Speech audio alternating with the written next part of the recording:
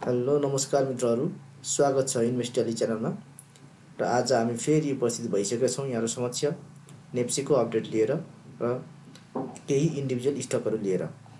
र भिडियो सुरु गर्नुभन्दा अगाडि तपाईँहरूले म के भन्छु भने सेयर बजार भनेको जोखिमको क्षेत्र हो। यसमा तपाईँको लगानी डुब्न पनि सक्छ र लगानी लाउनु पूर्व आफैले अध्ययन अनुसन्धान गर्नु होला र यो भिडियोको आधारमा मात्रै सेयरको खरिद बिक्री नगरिदिनु होला। र यो भिडियो भनेको नितान्त एउटा एजुकेसन पर्पजको लागि मात्रै, एउटा सिक्ने र सिकाउने उद्देश्यले तयारी गरिएको भिडियो, सिक्ने र सिकाउने भिडियोको रूपमा चाहिँ तपाईहरुले लिनु होला भन्दै म तपाईहरु समक्ष नेप्सेको अपडेटतर्फ लैजान चाहन्छु। आजको कुरा गर्छौं हामी नेप्सेमा थोरै बियरिश सेन्टिमेन्ट देखियो, रेड क्यान्डल फर्मेसन भयो र हिजोको यो एउटा बुलिश इन्गल्फिङ प्याटर्न बनेको थियो, एउटा रिभर्सल प्याटर्नको सिग्नल दिएको थियो र त्यसपछि आज फेरि एउटा रेड क्यान्डल फर्मेसन भएको छ। र तपाईहरुलाई मैले हिजो पनि भनेको थिए यदि भोलि स्मल रेड क्यान्डल बन्छ भने पनि तपाईहरु नआत्तिनु होला, मैले भनेकै थिए तपाईहरुलाई र आज त्यस्तै नै भएको छ है। किनभने हिजो यति धेरै ठूलो अङ्कले बढिसकेको हुनाले गर्दा आज चाहिँ रेड क्यान्डल बन्नु स्वाभाविक नै हो। अब यसमा चाहिँ के छ भने यो एउटा 50 डेजको मुभिङ एभरेजलाई चाहिँ यसले रेसिस्टेन्सको रूपमा चाहिँ एक्ट गरेको छ। 50 डेजको मुभिङ एभरेजमा चाहिँ यसले टच गरेर आज फेरि तल क्लोजिङ दिएको छ र स्टिल चाहिँ यो 50 डेजको मुभिङ एभरेज चाहिँ रेसिस्टेन्सको रूपमा चाहिँ रहेको छ।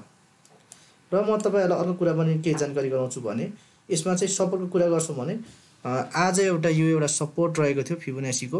यो सपोर्ट तपाईको कति छ भन्नुहुन्छ भने 2902 मा रहेको छ र आज 2902 को आसपासमा आएर फेरि मार्केट चाहिँ माथि गएको थियो।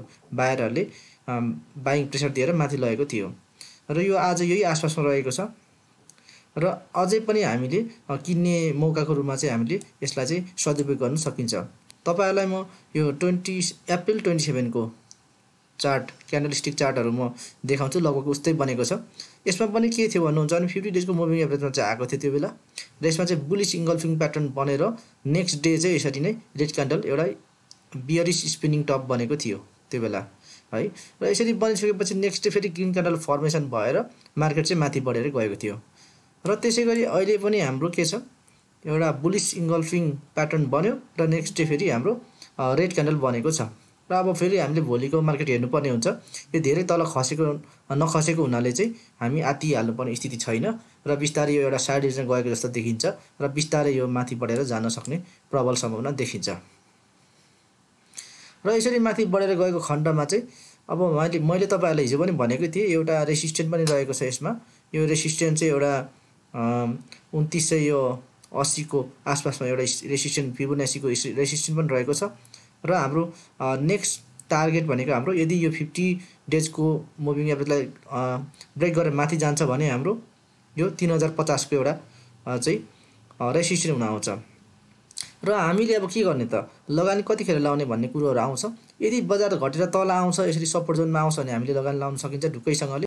यदि यो 50 डेजको मुभिङ एभरेजलाई चाहिँ यसले ब्रेक गरेर माथि जान्छ र माथि नै क्यान्डलहरु बस्छ भने हाम्रो करेक्सन पनि सकियो भनेर हामीले बुझ्न सकिन्छ।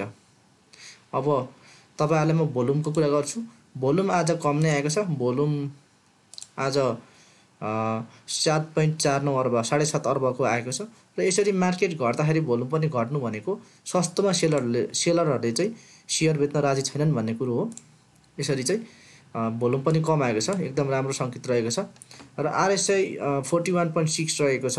थोरै करेक्सन आएर आरएसआई चाहिँ एउटा साइड एजमा जान खोजेको जस्तो देखिएको छ र त्यसैगरी म्याकडी स्टिल एउटा सेल सिग्नल नै भ्यालिड छ, तर पनि एउटा म्याकडीमा चाहिँ म्याकडी लाइनहरु चाहिँ घट्दो क्रम रहेको थियो, त्यो चाहिँ अलिकति घट्ने क्रम चाहिँ घटेको छ र अब फेरि अब यसमा चाहिँ बायरहरु अलिकति स्ट्रङ्गर भएको चाहिँ हामीले देख्न सकिन्छ।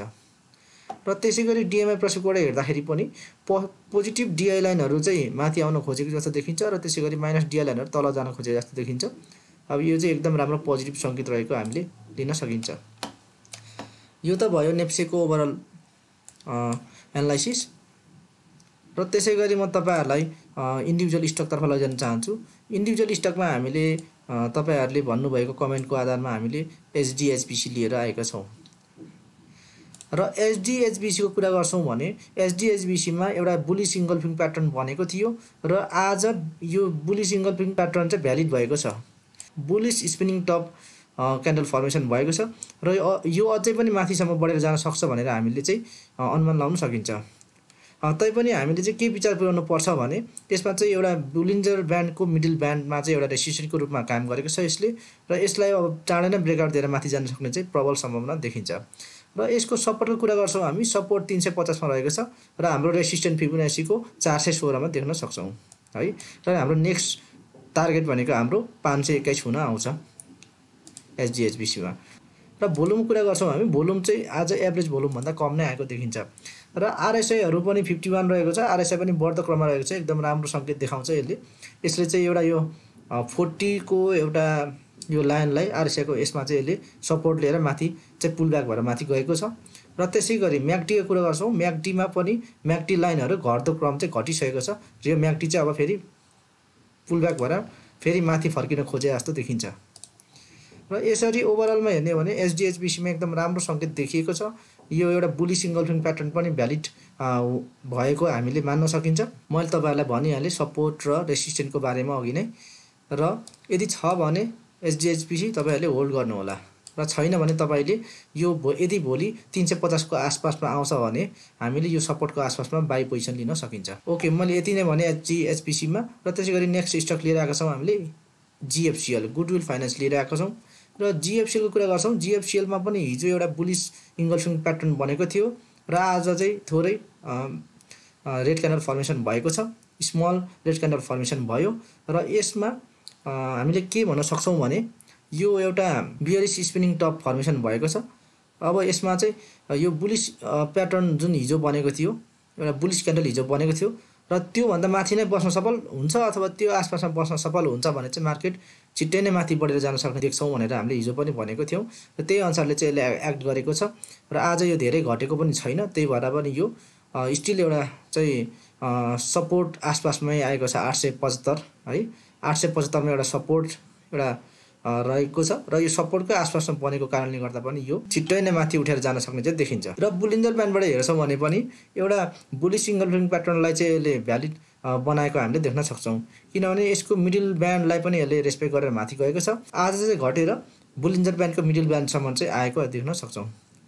तसर्थ यो जीएफसीएल लाई पनि हेर्नु होला तपाईहरुले, एकदम धेरै माथिसम्म बढेर जान सक्ने चाहिँ देखिन्छ। र यसको इमिडिएट टार्गेट भनेको यसको 915 हुन्छ र नेक्स्ट टार्गेट भनेको 956 र अपर टार्गेट भनेको हाम्रो 1013 को रहेको छ। र भोल्युमको कुरा गर्छौं, भोल्युम आज एकदम कम आएको छ। सस्तोमा सेलरहरूले चाहिँ शेयर बेच्न राजी छैनन् भन्ने कुरो हो।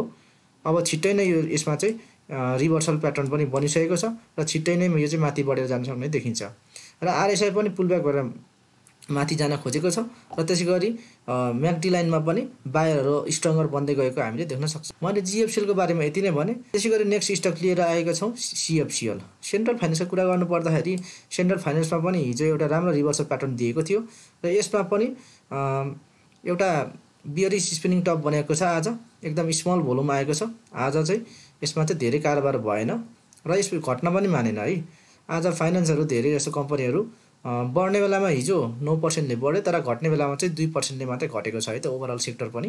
त्यही भएर पनि स्टिल यसमा चाहिँ छिट्टै बाउन्स ब्याक गरेर माथि फर्किन सक्ने चाहिँ फाइनान्स सेक्टर देख्न सकिन्छ। र यसमा पनि हामी के भन्छौं भने यो एउटा बुलिश इन्गल्फिङ प्याटर्न बनेको थियो र हिजो एउटा ठूलो ग्रीन क्यान्डल बनेको थियो र यसमा चाहिँ हामीले के भन्छौं भने हिजोको एउटा क्लोजिङ को आसपासमा चाहिँ यसले आज क्लोजिङ दिएको छ। र यसको सपोर्टको कुरा गर्नु पर्दा सपोर्ट चाहिँ यसको 654 मा देखिन्छ सपोर्ट, र हाम्रो टार्गेट चाहिँ हाम्रो 851 हुन्छ र नेक्स्ट टार्गेट हाम्रो 1171 हुन आउँछ सीएफसीएल मा। र आरएसआई पनि बढ्दो क्रममै रहेको छ, पुल ब्याक भएर दिइसकेको छ पुल ब्याक। र यसमा चाहिँ आज चाहिँ थोरै यो आरएसआई चाहिँ साइडवेज जस्तो देखिएको छ र म्याकडी लाइनबाट हेर्दाखेरि पनि बायरहरु चाहिँ स्ट्रङ्गर हुँदै गएको जस्तो देखिन्छ। सीएफसीएल को बारेमा मैले यति नै भने तपाईहरुलाई। टार्गेटको विषयमा पनि कुरा गरे, सपोर्टको विषयमा पनि कुरा गरे। यो चाहिँ एउटा सपोर्ट जोनको आसपासमा भएको कारणले गर्दाखेरि तपाईहरुले बाइ पोजिसन पनि लिन सक्नुहुन्छ 654 को आसपासमा है। मैले यति नै भने सीएफसीएल को बारेमा।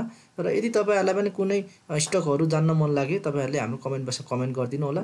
हामी सोही कमेन्टको आधारमा अर्को दिन हामी यस्तै भिडियो लिएर उपस्थित हुनेछौं। त्यतिन्जेलसम्मको लागि बिदा दिनु होला। हवस् त, धन्यवाद सबैजनालाई।